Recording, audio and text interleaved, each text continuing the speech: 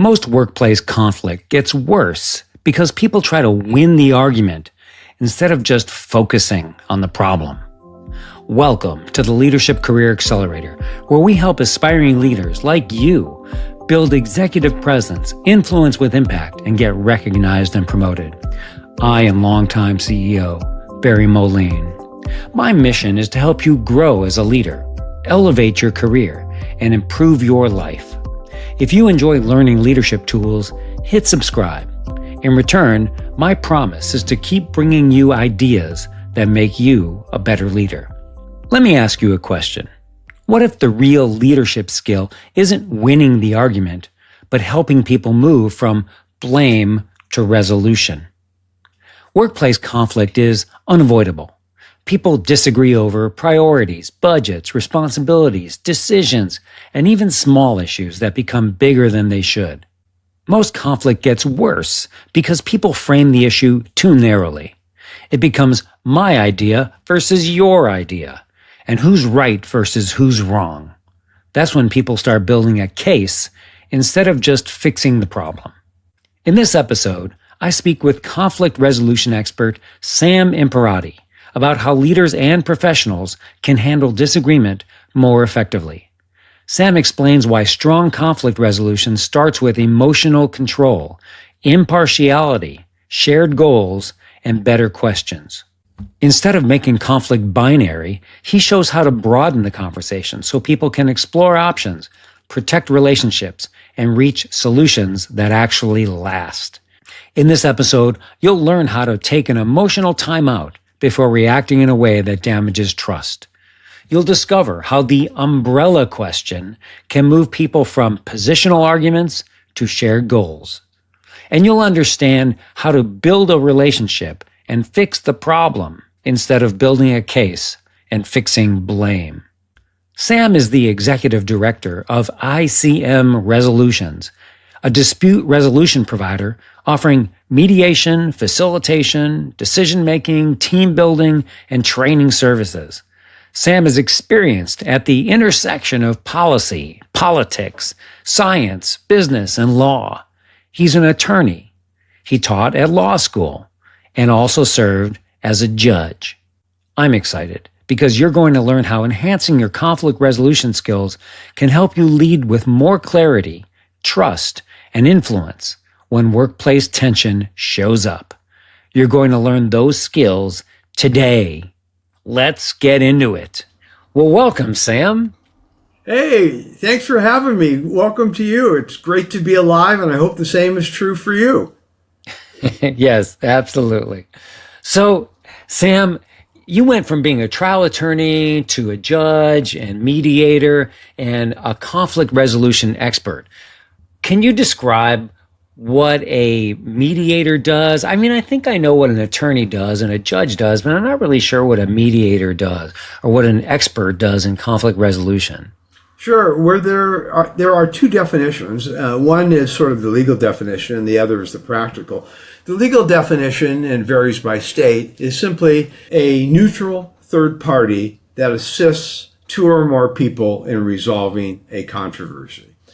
Now, that person can be a boss, it could be an outsider, it could be a colleague, it could be your next door neighbor, depending on the circumstances for this particular fuss. But it's basically a person who comes in, who doesn't have a dog in the fight, a stake in the outcome, and assists those two people who are not on each other's holiday gift list explore the issues versus debate them, and come up with a resolution that's richer, more satisfying, and durable than they would likely achieve on their own. So we assist with negotiations. As a practical matter, we assist them resolving their dispute that, if left to their own devices, would probably go unresolved. So I want to ask you a question about how that translates into the world of work. But before I ask that question, I want to ask you this question, which is, when you enter a mediation, do you kind of like one side over the other? Or how do you remain independent? Maybe that's the appropriate question, because it seems like you enter a room and you go like, hey, I kind of like that guy, or hey, I kind of like that gal, or whatever. But Right. how do you stay independent?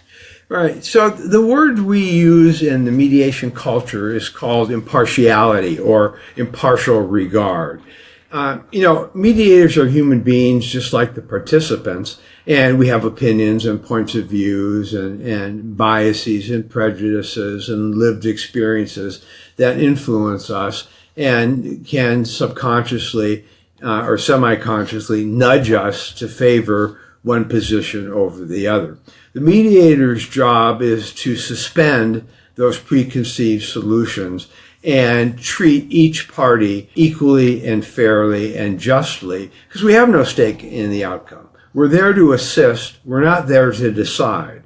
We're not there to give advice as to what the people should or should not do.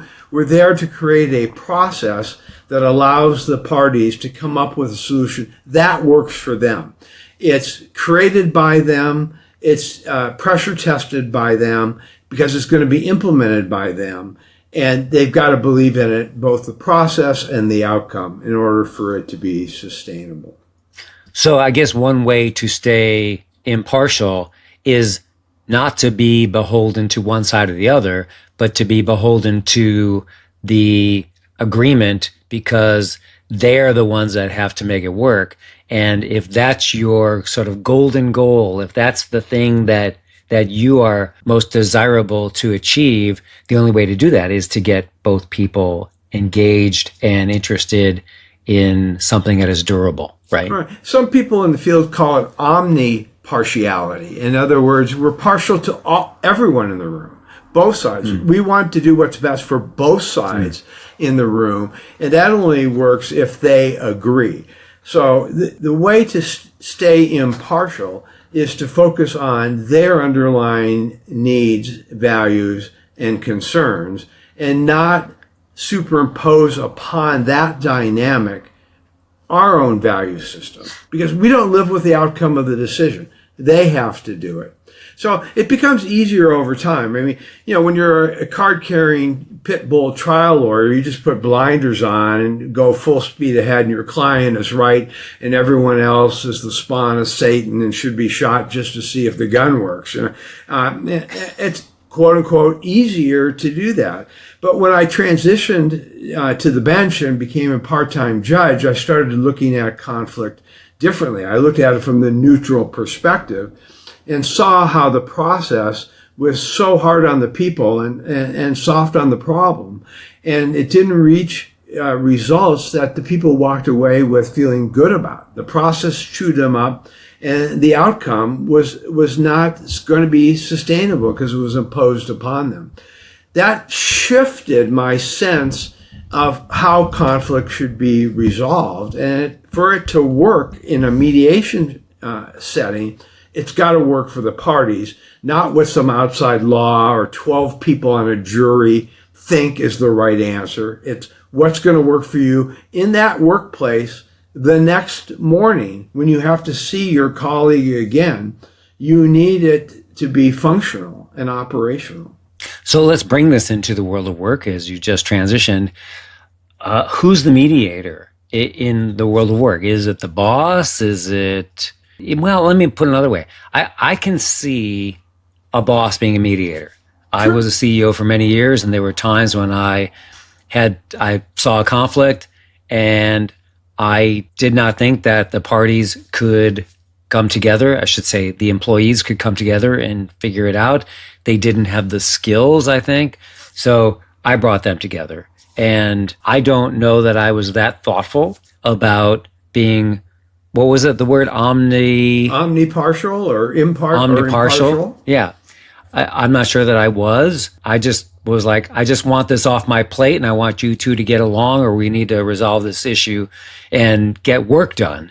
That was my thought process. So, but at the same time, there are opportunities, maybe issues almost all day long. Every time you talk to somebody to...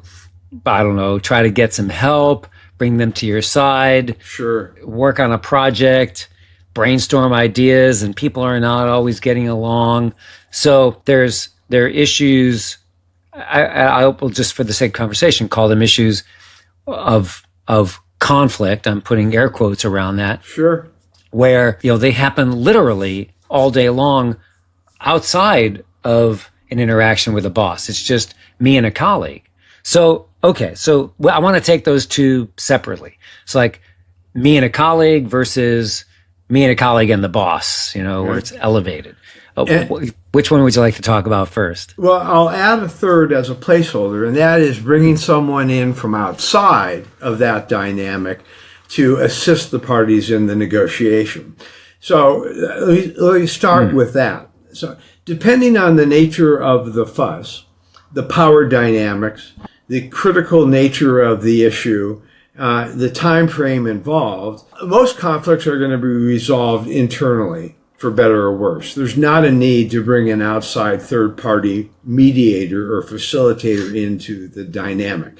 I mean, look at self-help and conflict resolution on a day in, day out individual level is very important. And there's a huge skill deficit issue there that we can talk about when the time is appropriate. But sometimes... Well, yeah, we will talk about that, because the skill deficit, I'm glad you mentioned that, is real, very real. And I may be skilled, but my counterparty may be poorly skilled.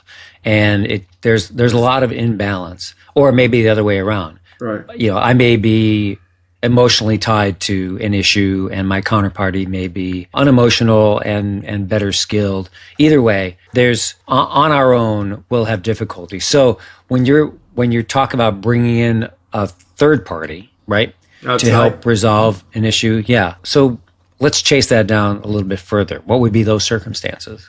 Well, I would think when it's an issue where the parties in dispute both are key personnel, the company needs both of them to get along. Their relationship has deteriorated, that it's metastasizing into the employees and the work around them. And informal opportunities for resolution have not worked. Sometimes bringing in a mediator from the outside who has subject matter familiarity in the area of dispute and has good mediation process skills is necessary for the parties to feel comfortable sharing and exploring with an outside person versus being more restrained and strategic when the persons with whom they are dealing are internal, because there's a fear that what is said will be used against them. So the ability to talk to someone who does his, her, their work within the veil of confidentiality provides an opportunity for the people to, if you will, vent and tell the mediator exactly what's going on here in an unvarnished way that then allows them to get current with their emotions and plot a more concrete, successful plan of attack when they go in and then talk to their counterpart.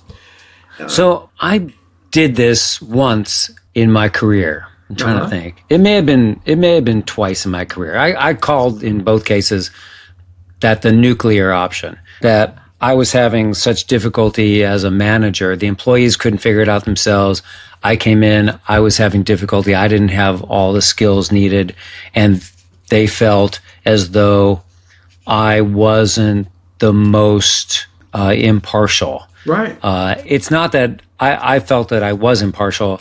It's that it was also it was going to take a little more time than I wanted to put into it. So we did that, and in both cases, I would say it was successful. It was still strained, but successful. Let's come back to that in a minute. Let's talk about employee and employee conflict. Is there a way for employees to just figure things out on their own? Boy, I sure hope so. And that's where I think conflict resolution training, which is different than negotiation training, is important and an often overlooked subject. So everyone who goes to business school, be it as an undergrad or gets their MBA, what have you, and goes through the various leadership trainings, is exposed to negotiation training. And I define negotiation training as when you are negotiating or dealing with someone outside of your organization. It could be a supplier. It could be a competitor. It could be a regulatory agency. It could be a customer. Conflict resolution training is a variation of that, but you're dealing with your colleagues. You're dealing with your teammates. You're dealing with your closest advisors. And the goal is different, and the manner in which you achieve that goal is different. So in its most simplistic cocktail party level form, negotiation, the goal is to win and get more than your opponent gets. In conflict resolution, the goal is to get a positive result, but it's to create a resolution, a deal that is sustainable and parties don't feel like they've been taken advantage of. When there's an ongoing relationship, you can't just settle the matter and have everyone walk away equally unhappy.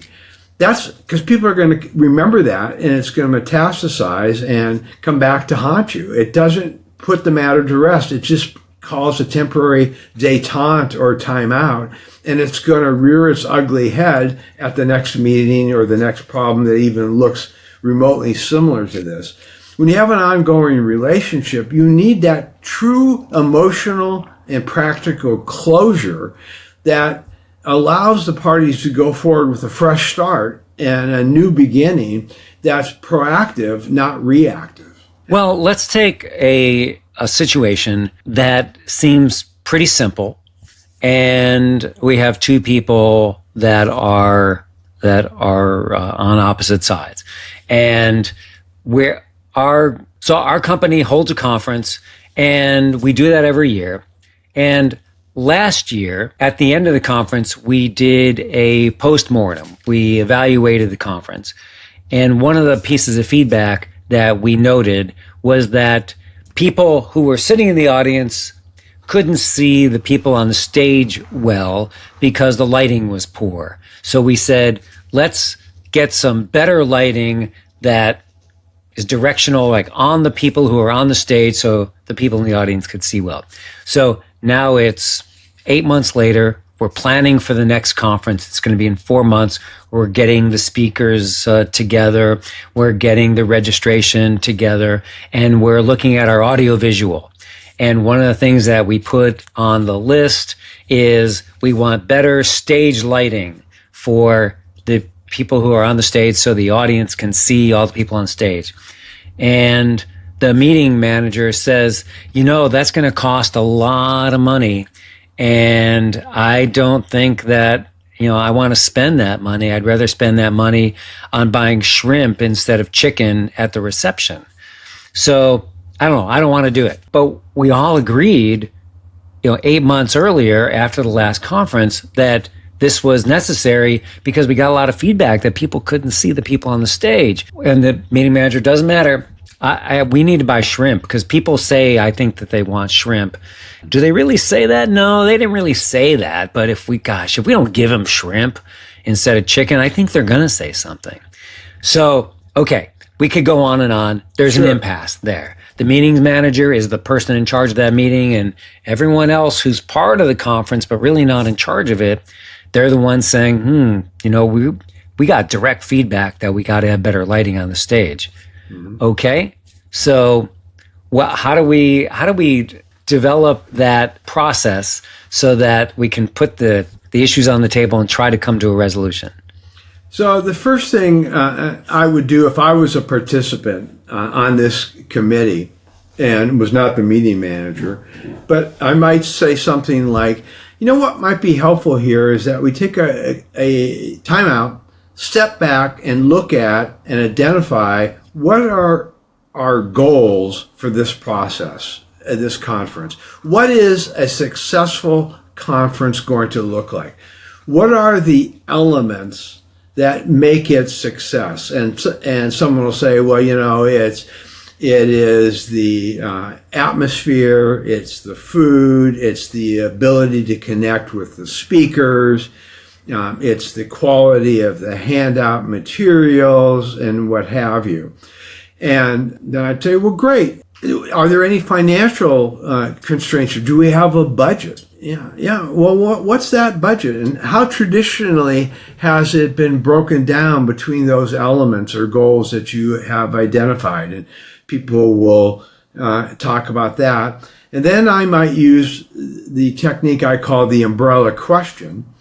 And I would say something like this. Well, it seems to me the question shrimp versus lighting is too narrowly framed.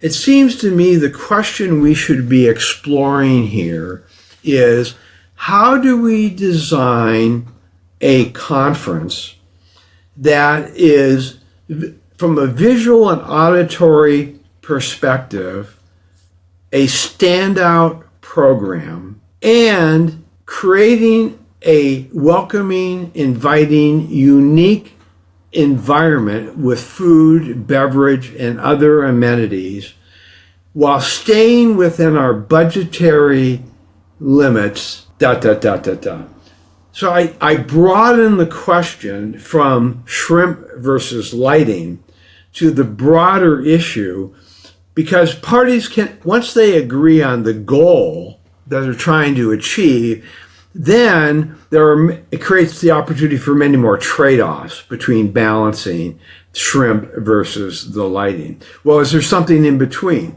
What minimum amount of lighting would give us a 20% improvement from last year? Is it a full shrimp deal, or is it just the appetizers sort of thing? So you create an environment where the people are not yes, no, win, lose. It's more of the exploration. And the umbrella question you're talking about is to step back and look at the broader issue.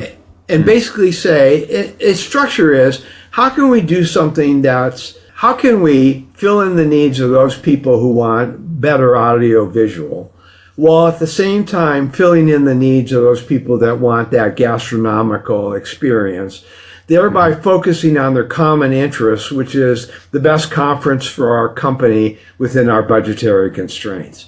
So it includes everyone's interests. It's not my interest as the organizer trumps those interests of the team that's more focused on the stage presence and the image of the speakers. Okay. So stepping back is a good way to get off of the me versus you, my idea versus your idea, detail versus detail, making sure that any action we take addresses the broader goal. In the process of doing that, do you ever consider priorities, setting priorities, or weighing priorities? Like, what's the importance of something that both things are difficult to quantify? More light versus more shrimp. I don't know. Versus a greater digestive experience. Right. So this segues into decision making, and there's always conflict around decision making. And so I like to use decision tables. And using the example that we talked about earlier, I asked them, what are their priorities? And they listed like 5 priorities for this conference. Then I would engage them in an exercise. I said, well, are these priorities all equal to you? And they say, well, no. Well, I'll tell you what. If you had 100 points to allocate between these 5 priorities, how would you allocate the 100 points? And have everyone in the room do that separately. I'd use the whiteboard or the screen, and I would create a scattergram that shows the various weights and take the average of the scores as the base conversation, and you'll see that those 5 priorities have different weights that are attributed to them. And then I would say, all right, for each of these issues, shrimp versus food versus AV, for lack of a better term, what are the options? And there's two to begin with: status quo lighting and shrimp versus better lighting and chicken. Well, those are two options. Well, what are all the options in between those two, the gradations or the variations? And then hold up against each of those 5 weighted criteria, and you can do a decision table that weighs each option against those criteria, not just one. So what's happening in the way you set up this dilemma, it is the AV versus the food, but that's only 2 of the 5 or 6 evaluation factors that are necessary to make the right decision. So by stepping back and asking to broaden the question, you are looking at the big picture and not just a little part of this decision table that becomes I win and you lose this particular chicken versus lighting argument.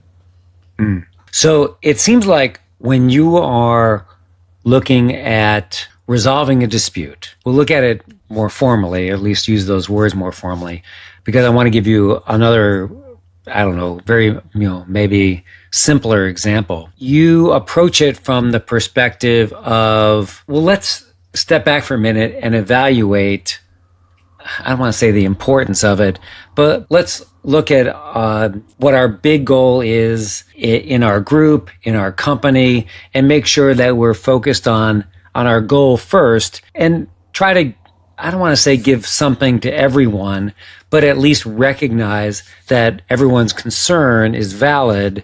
Some we may need to address first and others second, but nevertheless, that everyone has an important opinion in the conversation. Is that true? Yeah, so the model I use when I'm diagnosing a conflictual dynamic, either as a participant myself, which is of course harder to do because you're invested in it, but as an outside mediator, facilitator, decision-making coach, is to remind folks that there are the following elements of a successful team: common values, mutually agreeable goals, a system of accountability, trust, and respect. And one or more of those elements is the root cause or presenting cause of the dispute du jour. And there's a need to identify, what is this really about? Is it that your values are different? Is it that the goals that you achieve for yourself are different? Like you get these interdepartmental disputes where they have each department has its own KPIs. And those KPIs, when in conflict, create interdepartmental drama over do we produce this new product? When do we get it to market? What features does it have? What's the price point? What are the promises we can make? Well, the departmental KPIs are colliding, and the two directors of each of those departments are in conflict over, should we have this feature or not this feature in this time frame? But that's not the real issue. What's motivating that are these different KPIs. And so getting to the bottom of that is how you unravel the fuss. Otherwise, it's just an argument, and whoever has the most power is going to win, and that's not going to be satisfying in the long run. And in that case, the conflict is at a higher level. I'm always going to advocate for my KPI, and you're always going to advocate for yours. The question is, it's not so much which is more important to the company, but in the internal machinations of how bonuses might be calculated, I need that KPI. So in that case, it is incumbent on I don't know that the two senior managers can resolve that on their own. Nevertheless, it seems like somebody at a higher level needs to understand that these two KPIs are in conflict, and neither one can become accomplished without someone, it's a win-lose situation. So you're going to reduce cooperation, and the entire company is going to suffer. Think back to that's more or less the scenario, right? Yeah. So think back to your CEO days. How refreshing would it have been if those two directors came to you and said, look, we got this new product, you know about it. We've explored the various options, and we're realizing that the right decision from the broader company's perspective is being challenged because unwittingly our predetermined KPIs are driving different results. And here's the issue. I totally respect Bob's position. He totally respects my position here. And really, this is a broader discussion that we don't want to be in an interpersonal power play between the two of us. We want to elevate this and realize there's no one right answer here other than what's in the best interest of the company. And we don't want our KPIs to be restraints when they should be motivating factors. What should we do? Yeah, so the two managers working to resolve it at a higher level, recognizing that this is a conflict, that it's not that they don't have the skills to resolve, but the structure of how the KPIs are established has created the conflict. So let's figure out a way with our senior leaders to resolve the conflict of the KPIs. The conflict is not between us. We're both good advocates for our KPIs. The conflict is how the KPIs are seen in the company in relation to the bonuses or accomplishments or whatever we say is the right measure. So let's go something more simple. My laptop is old and it's just not functioning that well. And I've got to spend a lot of time having IT look at it, restarting the thing. It takes a lot of time. I sure would like a new laptop, and I can't get IT to advocate for me getting a new laptop, and I have a difficult time getting their attention to fix it. Meanwhile, I'm just limping along trying to get my job done, and it's hard because I have to constantly restart my computer several times during the day. Dang it, what's the matter with you, IT? Why don't you either get me a new laptop or have somebody sit with me all day long? It's creating this conflict. Okay, so I've just presented to you a conflict, and it's sort of just like me in accounting versus the IT department, and I'm trying to resolve it, but I don't have the skills or the ability to go out and buy a new computer. I don't know. Is that a messy problem? How would you approach something like that?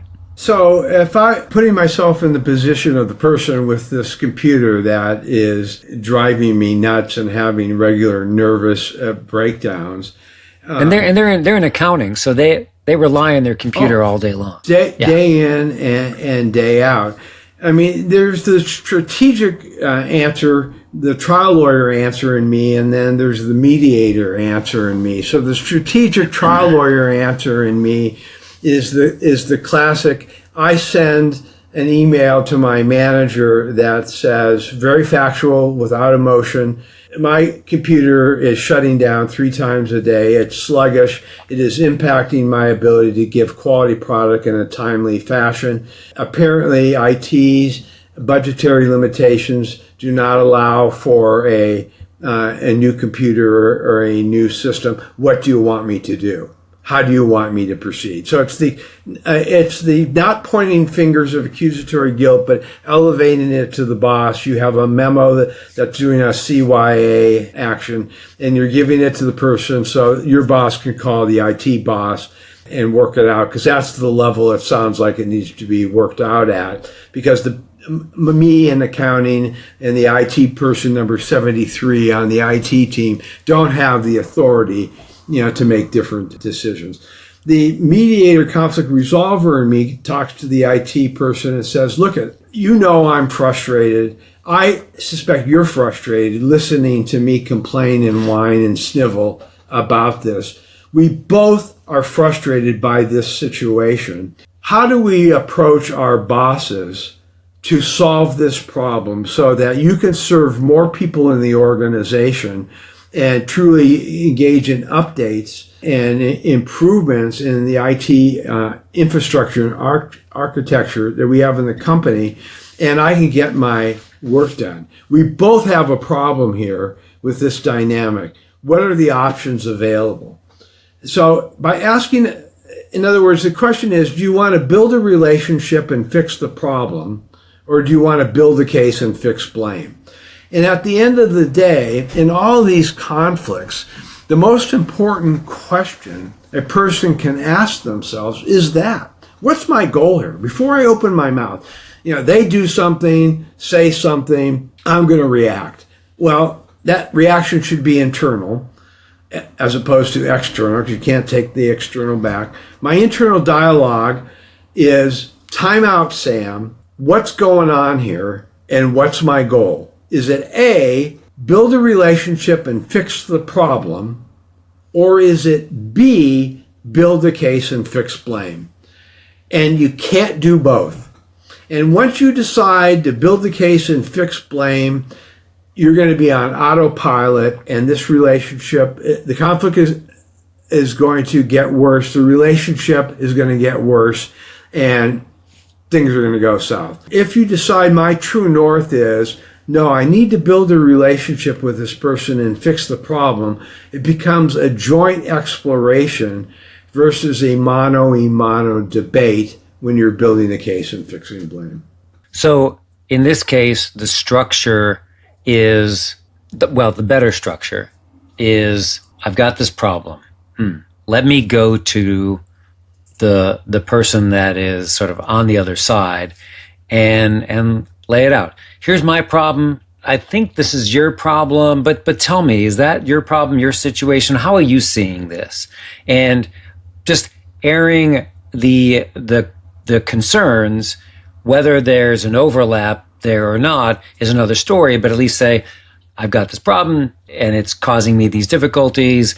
Tell me what it looks like from your side, and then tell me your options. Let's look at my options, and let's just see where there's an overlap of some kind of potential solution. So it's sort of like searching for that. Is that the idea? Yeah, a possible script would be not to lead with, hey, I have this problem. Because once you say that, the other side tunes out. They stop listening. Because there goes Barry again, whining, sniveling, complaining. These guys with facial hair are all alike. They whine, snivel, and complain. So instead, call up and say, hey, we have a problem here. You're sick and tired of me always getting you down here to fix this computer and complaining about it, and I can't get my work done. What are we going to do to fix this for both of our self-interests? The more you convert it to, sooner you convert it to we versus I have a problem and it's your responsibility to fix it, the sooner you create a collaborative environment that allows them to explore possibilities versus debate limited positional options. Interesting. Now, earlier you mentioned training on, was it dispute resolution? Conflict resolution. Conflict resolution. Yeah, you mentioned training on that. Yeah. Is that something that you do? Do you go into organizations, go into a team, I don't know, a group of 5 to 20 and say, let's talk about how to address some of these kind of issues or conversations yourselves? Sure. It happens, the marketplace is interesting in this regard. It happens in two major ways. One is the proactive way, where a leader says, we all are good negotiators, and maybe we're too good negotiators because those same hardball negotiation tactics don't work internally because they're hard on the relationship. What are the companion skills that we can use that really are softer, more respectful, more exploratory negotiations, and can we have training on that? And there's a whole continuum of training topics that use real life examples to give people practice in addition to the theory.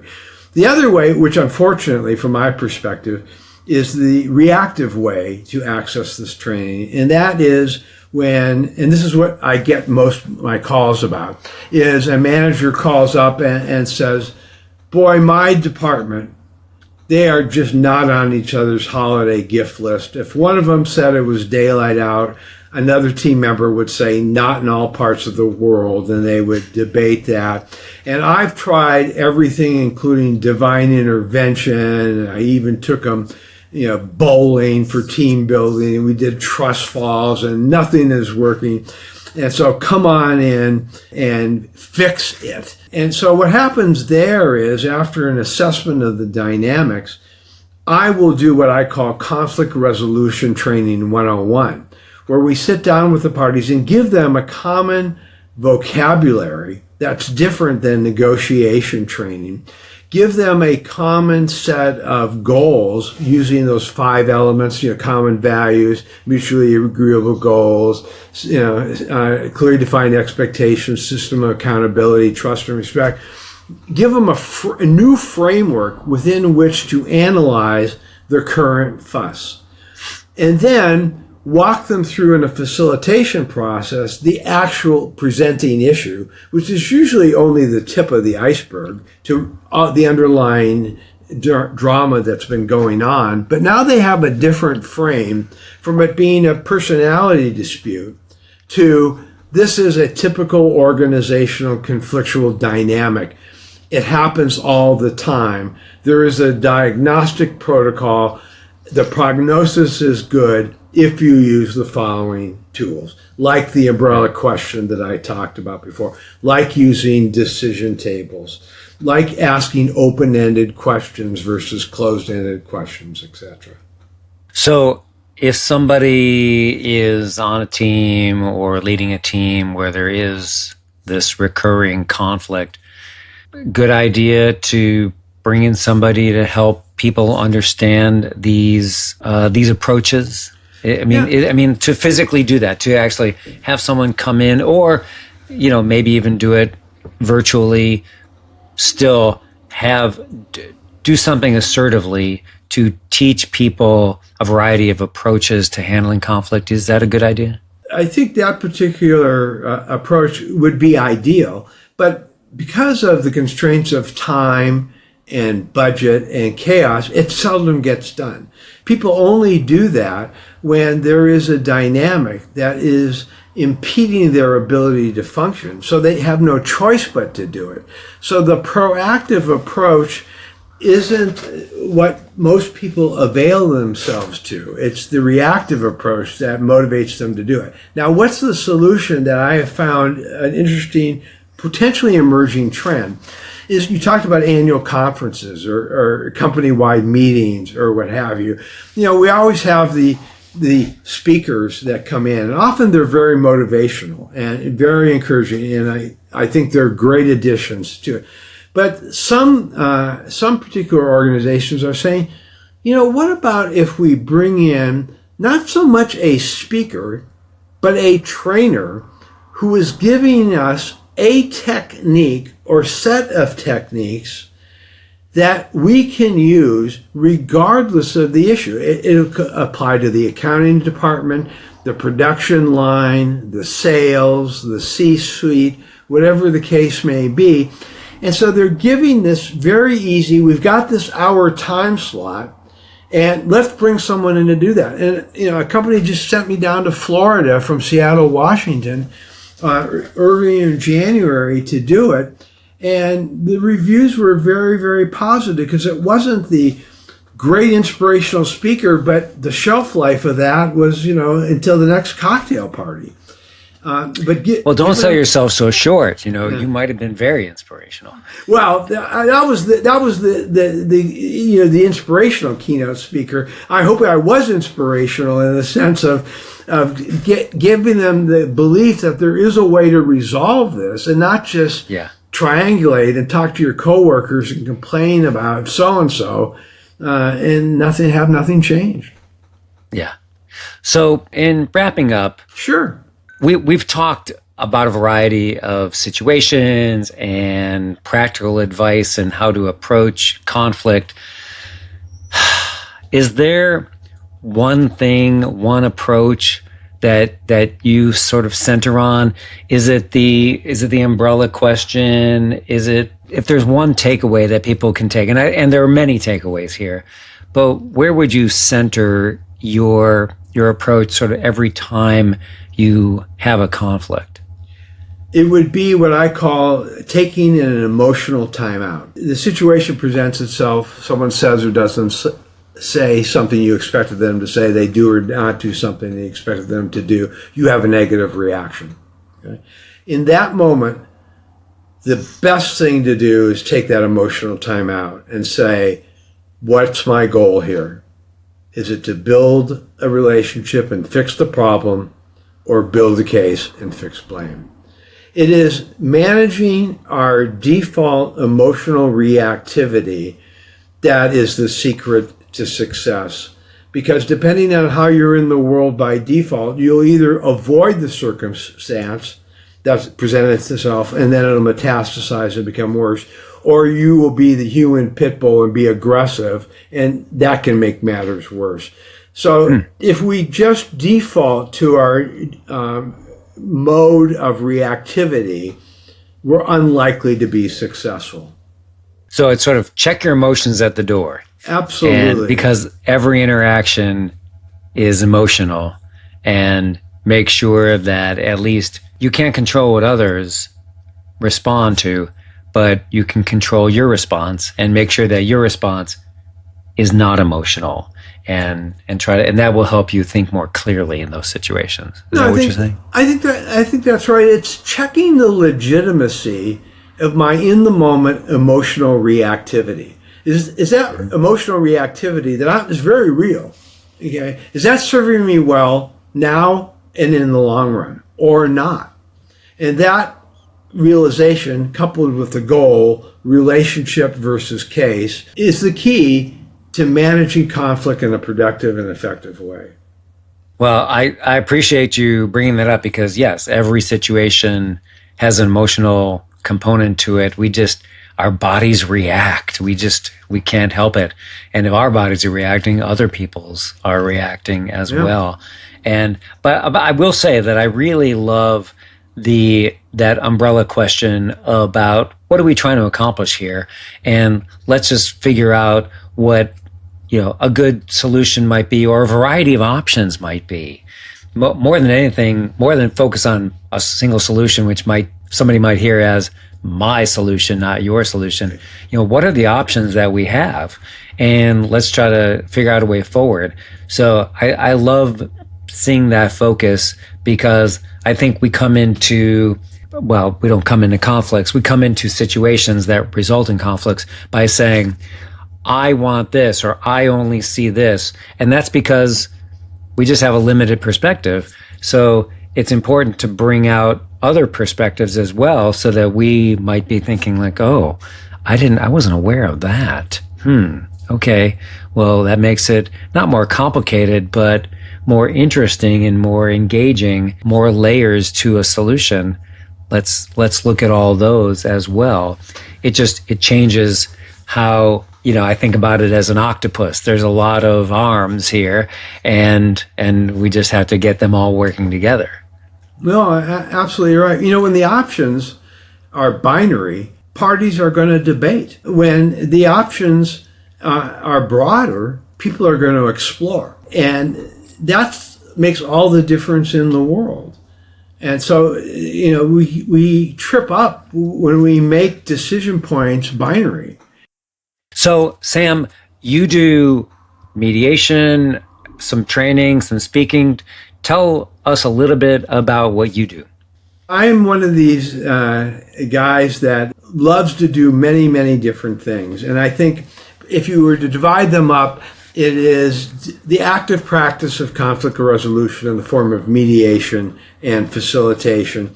And then the educational teaching. I've taught at the MBA level, at law schools and various programs across the country. That intersection of doing the work and training and teaching the work, to me, is fascinating, because they self-reinforce each other. And so I love making the world ever so slightly better.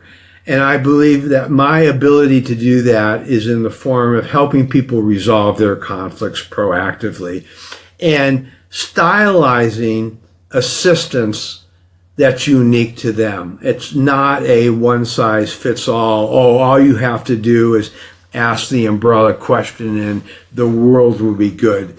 That's not the case. Each dynamic is different, but it's helping people resolve their conflicts is what I'm passionate about, and feel delighted to be able to be a guest at their challenging moments.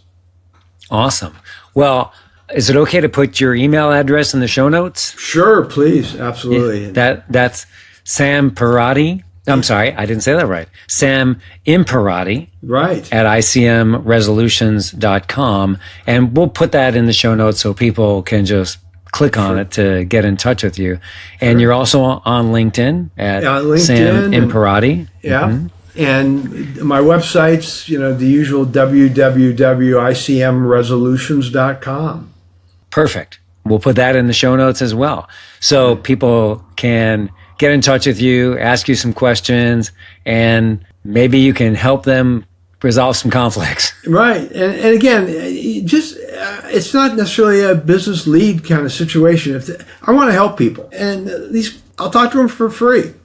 And if it's helpful, they can buy me a free chalupa. All right. That's perfect. All right. Thank you, Sam. Hey, I really appreciate you. You're a great host and very insightful. Thank you for having me, and I look forward to seeing what this looks like. Take care. So what's one big idea from this episode you can implement today? I think it's this. Before you react in a conflict, take an emotional timeout and ask yourself, am I trying to build a relationship and fix the problem, or build a case for my belief and blame someone else for the conflict? That one question changes the whole conversation. It keeps you from going on autopilot, getting defensive, or turning a solvable problem into a personal battle. Sam Imperati's point is that conflict usually gets worse when people make it binary. My side versus your side. My solution versus your solution. My frustration versus your mistake. But when you pause, calm your first reaction, and widen the question, you create room to explore better options. The practical move is simple. Don't lead with accusation. Lead with the shared problem. Say, we've got a problem here.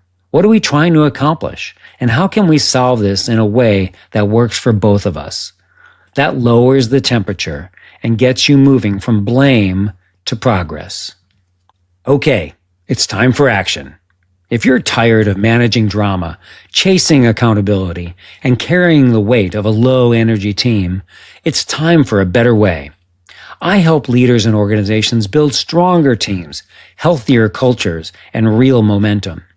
Together, we'll identify where your current structure is falling short and what it will take to move from a stagnant, conflict-filled environment to a high-performing, purpose-driven organization. I speak and train frequently on leadership, teamwork and culture, influence and persuasion, and AI and the future of work. Now is the time for action.